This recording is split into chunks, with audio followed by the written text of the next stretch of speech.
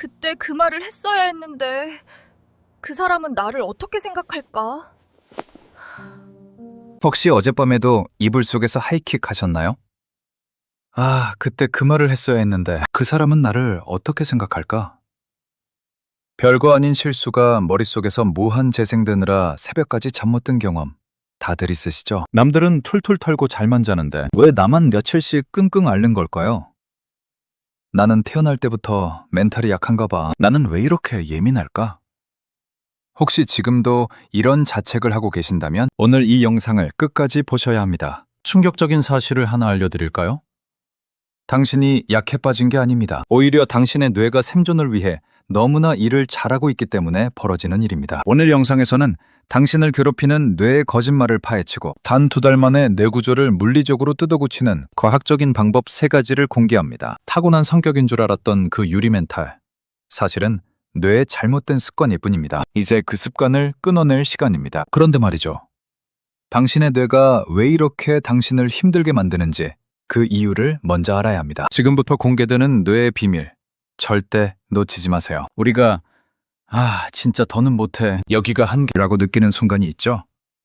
번아웃이 오거나 포기하고 싶을 때요. 그런데 특수부대 훈련 교관들이나 엘리트 스포츠 코치들은 이렇게 말합니다. 당신이 한계라고 느끼는 그 순간 사실 당신의 에너지는 40%밖에 쓰이지 않았습니다. 나머지 60%는 어디 갔을까요? 뇌가 숨겨둔 겁니다. 우리 뇌는 아주 짠돌이 에너지 관리자거든요. 비상사태를 대비해서 에너지를 아껴두려고 몸이 조금만 힘들어도 야! 위험해! 멈춰!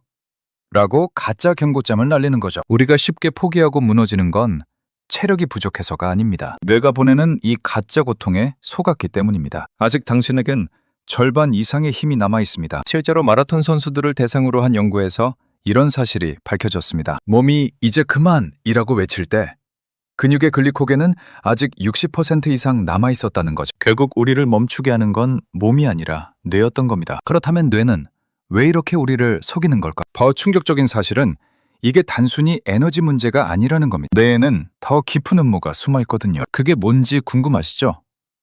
바로 다음 장에서 공개됩니다. 서커스단의 코끼리 이야기를 아시나요? 거대한 코끼리가 얇은 밧줄 하나에 묶여 얌전히 서 있습니다. 힘만 쓰면 끊을 수 있는데 왜 도망가지 않을까요? 아기 때부터 그 줄에 묶여 있었기 때문입니다. 아무리 발버둥 쳐도 안 된다는 걸 학습한 아기 코끼리는 어른이 되어서도 어차피 안 돼 라고 믿어버립니다. 심리학에서는 이것을 학습된 무기력이라고 부릅니다. 우리 인간도 똑같습니다. 어린 시절 발표하다 망신당한 기억, 누군가에게 거절당한 아픔, 이런 경험들이 쌓이면 뇌는 스스로에게 투명한 밧줄을 묶습니다. 나는 원래 안 되는 사람이야. 가만히 있는 게 상처 안 받는 길이야. 실제로는 상황을 바꿀 힘이 있는데도 뇌가 스스로를 감옥에 가둬버린 겁니다. 1967년 마틴 셀리그만의 유명한 실험이 있습니다. 개들에게 피할 수 없는 전기 충격을 반복적으로 주었더니 나중에 피할 수 있는 상황이 되어도 개들은 그냥 누워서 충격을 감수했습니다. 이미 어차피 소용없어 라고 학습해버린 거죠. 지금 당신의 뇌도 과거의 실패 경험 때문에 이렇게 작동하고 있을 수 있습니다. 그런데 여기서 끝이 아닙니다. 뇌가 당신을 괴롭히는 방식에는 더 교묘한 메커니즘이 숨어 있거든요. 그게 뭔지 아시나요? 여기에 더 억울한 사실이 하나 있습니다. 우리 뇌는 기본적으로 부정적인 것을 훨씬 더 좋아합니다. 정확히 말하면 긍정적인 정보보다 부정적인 정보를 5배 더 강하게 저장합니다. 이유는 단순합니다. 원시시대에는 그게 생존에 유리했으니까요. 아름다운 꽃밭을 기억하는 것보다 호랑이가 숨어있는 덤불을 기억하는 게 살아남는 데 중요했겠죠. 그래서 우리는 칭찬 10번을 들어도 악플 하나에 온종일 시달리는 겁니다. 뇌는 당신의 행복에는 관심이 없습니다. 오직 당신의 생존에만 관심이 있죠. 노벨상을 받은 심리학자 데니얼 카너먼의 연구에 따르면 사람들은 이득을 얻는 기쁨보다 손실을 입는 고통을 2배 이상 크게 느낀다고 합니다. 10,000원을 주었을 때의 기쁨보다 10,000원을 잃었을 때의 속상함이 더 크다는 거죠. 이게 바로 뇌의 부정성 편향입니다. 그러니 자책하지 마세요. 당신이 밤새 이불킥을 하는 건 당신의 뇌가 당신을 너무 과잉 보호하고 있다는 증거니까요. 뇌는 당신이 행복하길 바라는 게 아니라 위험을 피해 살아남길 바라는 겁니다. 그런데 말이죠. 이렇게 부정적으로 설계된 뇌를 바꿀 수 있는 방법이 정말 있을까요? 놀랍게도 있습니다. 그럼 평생 이 예민한 뇌를 데리고 살아야 할까요? 아닙니다. 여기서 희망적인 뉴스가 있습니다. 최신 뇌과학은 뇌도 근육처럼 변한다는 사실을 밝혀냈습니다. 이것을 신경 가소성이라고 합니다. 우리가 다니지 않던 숲길도 매일 걸어다니면 길이 생기듯 뇌회로도 우리가 어떻게 쓰느냐에 따라 물리적으로 변합니다. 불안을 담당하는 편도체를 쪼그라뜨리고 이성을 담당하는 전두엽을 두껍게 만들 수 있다는 뜻이죠. 하버드 대학의 사라 라자르 박사 연구팀은 명상을 8주간 한 사람들의 뇌를 MRI로 촬영했습니다. 결과가 어땠을까요? 놀랍게도 편도체는 작아지고 학습과 기억을 담당하는 해마는 커져 있었습니다. 단 8주 만에 뇌의 물리적 구조가 바뀐 겁니다. 이건 마치 헬스장에서 근육을 키우는 것과 똑같습니다. 꾸준히 훈련하면 멘탈도 근육처럼 성장한다는 거죠. 지금부터 알려드릴 3가지 훈련을 2달만 해보세요. 뇌의 회로가 바뀌는 걸 느끼실 겁니다. 그럼 첫 번째 훈련법, 지금 바로 공개합니다. 이건 너무 간단해서 오히려 이게 효과가 있어? 라고 의심하실 수도 있는데요. 속는 셈 치고 한번 따라해보세요. 첫 번째 훈련은 불편함과 친해지는 겁니다. 전문 용어로는 스트레스 접종 훈련이라고 하는데요. 백신이 약한 바이러스를 미리 몸에 넣어 면역을 키우듯 우리 멘탈에도 약한 스트레스를 일부러 주는 겁니다. 방법은 아주 쉽습니다. 하루에 딱 한 번, 10초만 뻘쭘해지세요. 엘리베이터에서 만난 이웃에게 먼저 안녕하세요 하고 눈 마주치기. 샤워 마지막에 10초간 찬물 뒤집어 쓰기. 익숙하지 않은 길로 퇴근하기. 내가 이거 좀 불편한데? 라고 느낄 때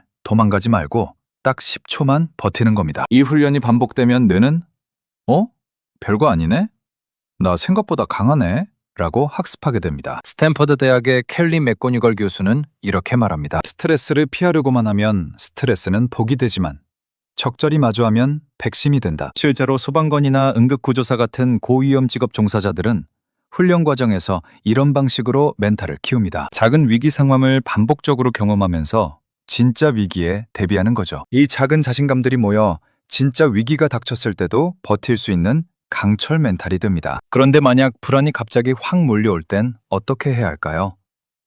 그럴 때 쓸 수 있는 비상 스위치가 있습니다. 갑자기 불안이 확 몰려오거나 화가 치밀어 오를 때가 있죠. 이때 뇌는 비상사태를 선포하고 이성을 마비시킵니다. 이때 즉시 뇌를 진정시키는 비상 스위치가 있습니다. 바로 444 호흡법입니다. 미군 특수부대원들이 극도의 공포 상황에서 쓰는 방법인데요. 4초 동안 천천히 숨을 들이마십니다. 4초 동안 숨을 딱 멈춥니다. 다시 4초 동안 천천히 내뱉습니다. 그리고 4초 동안 멈춥니다. 이걸 3번만 반복해보세요. 호흡이 느려지면 뇌는 착각을 일으킵니다.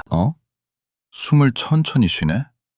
지금 안전한 상황인가 보구나. 호흡만으로 뇌의 경보 시스템을 강제로 끄는 겁니다. 이게 왜 효과가 있을까요?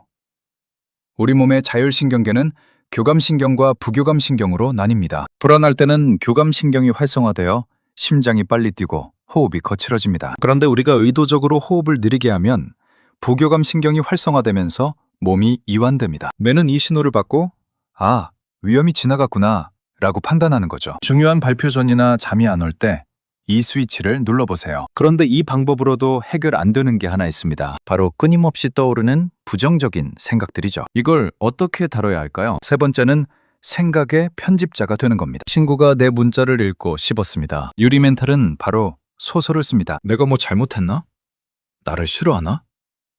우리 관계는 끝났어. 이건 사실이 아니라 뇌가 만들어낸 공포영화입니다. 이럴 땐 노트를 펴고 딱 3칸만 그리세요. 첫째 칸, 사실, 친구가 답장이 없다. 둘째 칸, 나의 상상, 나를 싫어해서 무시하는 것이다. 셋째 칸, 다른 가능성, 배터리가 나갔을 수도 있다. 회의 중일 수도 있다. 그냥 까먹었을 수도 있다. 이렇게 다른 가능성을 적는 것만으로도 뇌의 편도체는 진정됩니다. 이것을 인지 재구성이라고 합니다. 인지행동 치료의 창시자인 아론백 박사는 우울증 환자들의 공통점을 발견했습니다. 그들은 모두 사실과 생각을 구분하지 못했다는 거죠. 나는 실패자야 라는 생각을 마치 객관적 사실처럼 받아들이는 겁니다. 부정적인 생각이 들 때마다 스스로에게 물어보세요. 이게 100% 팩트야? 증거 있어? 내 친구가 겪은 일이라도 내가 이렇게 말해줄까?